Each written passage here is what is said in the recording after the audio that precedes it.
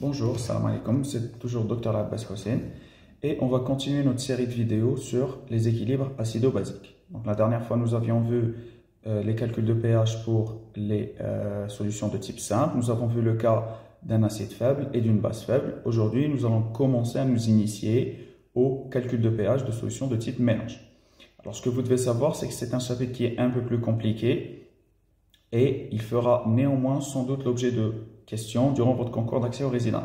Donc c'est un chapitre que vous devez maîtriser au même titre que les calculs de solutions simples.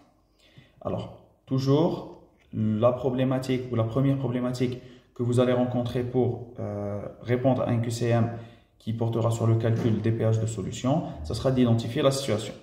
Donc pour identifier la situation, première étape, c'est d'abord de savoir est-ce qu'on est face à une solution de type simple ou une solution de type mélange. Face à une solution de type mélange, il faudra ensuite catégoriser en deux grandes catégories. Les mélanges de protolithes de même nature et les mélanges de protolithes différents. Donc, soit vous aurez des mélanges acide-acide, base-base ou alors acide-base. Alors, comme première situation, nous allons voir les mélanges de protolithes de même nature. Alors, pour les mélanges de protolithes de même nature, ça ne sera pas compliqué car les deux espèces présentes dans le milieu ne vont pas réagir l'une avec l'autre. Nous allons voir que lorsqu'on sera en présence d'acide et de base, il y aura forcément une réaction, ce qui va changer le milieu réactionnel et ainsi imposer une étape supplémentaire avant le calcul de pH.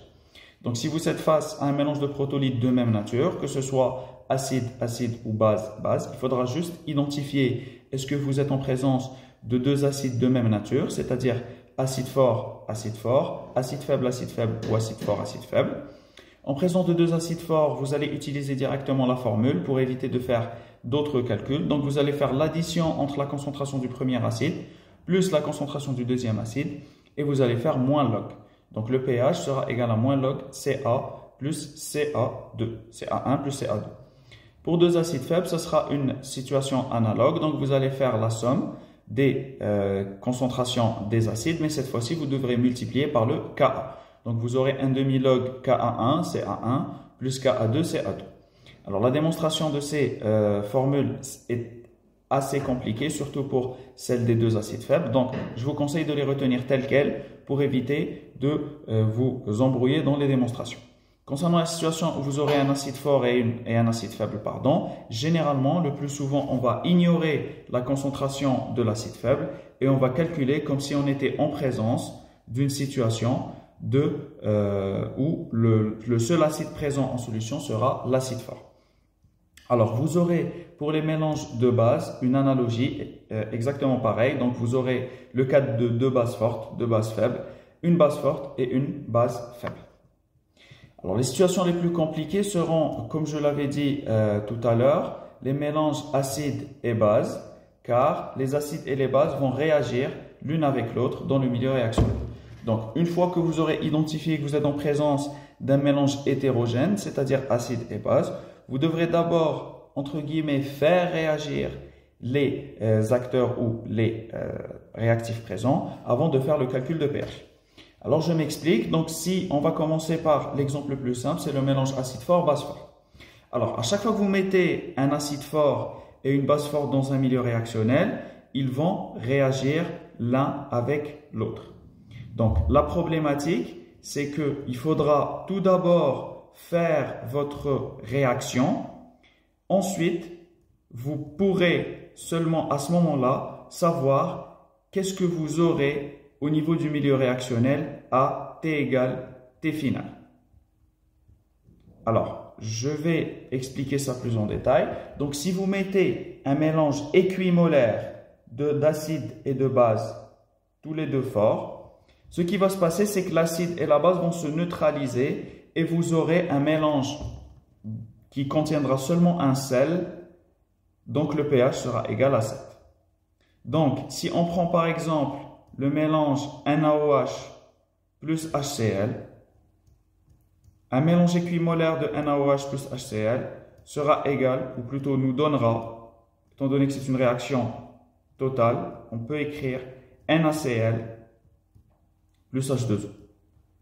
Alors, ce mélange aura un pH de 7 car le NaCl n'a aucun pouvoir acido-basique.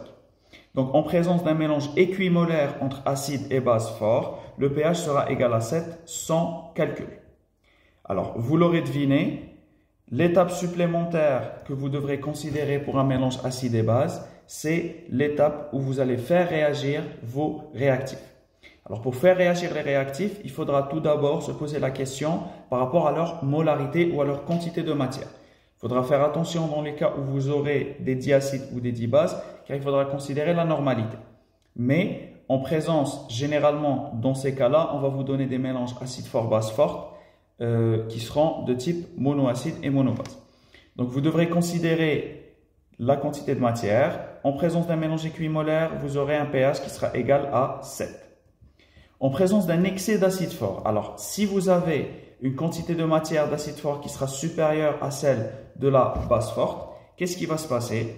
Alors, toute la quantité de base sera tamponnée ou alors se réagira avec l'acide. Donc, au début, nous aurons un mélange acide-base. Néanmoins, l'acide sera présent en forte concentration. Alors, qu'est-ce qui va se passer? La base qui va réagir avec notre acide va se transformer en une base faible. Donc, on aura AH plus B. Ça nous donnera A- plus BH+.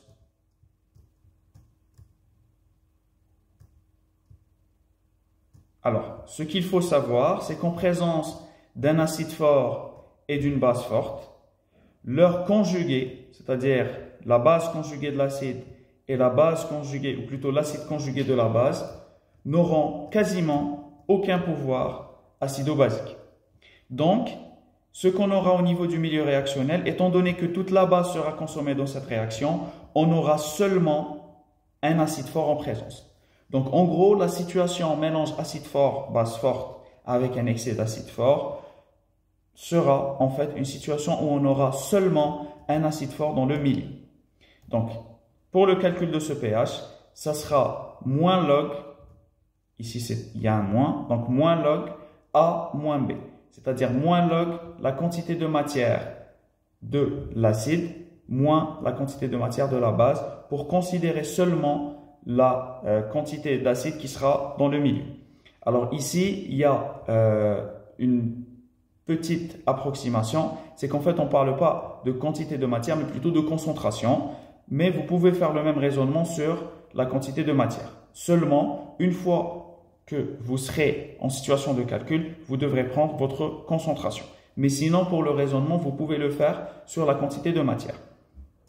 Alors, ensuite, pour le mélange acide fort, base forte avec excès de base, nous serons donc face à la situation où la base sera prédominante. Donc, dans notre milieu, on aura seulement une base forte. Et à partir de ce moment-là, vous pourrez calculer votre pH en considérant que seule la base forte est présente dans le milieu, avec et évidemment l'étape supplémentaire de réduire ou plutôt de soustraire la quantité d'acide avec laquelle la base a réagi. Donc normalement à ce stade, vous avez compris cette partie. Donc maintenant nous allons passer à quelque chose de un peu plus compliqué, c'est les mélanges acides faibles, base forte. Alors pour les mélanges acides faibles, base forte, donc nous allons commencer avec la situation initiale. Donc généralement ces situations vous allez rencontrer durant les dosages. En fait, ce que vous allez rencontrer, c'est une première étape où vous aurez un excès d'acide. Donc en fait, imaginez que vous êtes en situation de dosage. Donc vous avez dans votre bécher un acide faible. Donc cet acide faible, vous allez lui rajouter au fur et à mesure une base qui est forte.